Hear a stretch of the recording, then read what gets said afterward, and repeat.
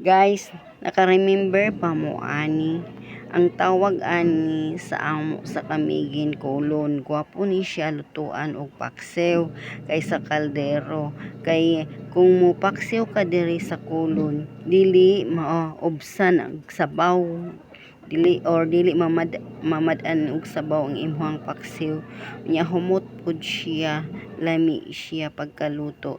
Samantalang og sa kaldero ka mo paksiw, muluto, madali mamad-an og sabaw, tapos ang imo pong kaldero mapuslot tungod sa acid sa vinegar nga mo'y mukot-kot sa imong kaldero. Mao ni siya ang tradisyonal nga lutuan sa mga paksiw sa unang panahon. Pagkakita nako ani ning palit dayon ko ani kini siya nag-worth og 100 pesos, inani kagamay.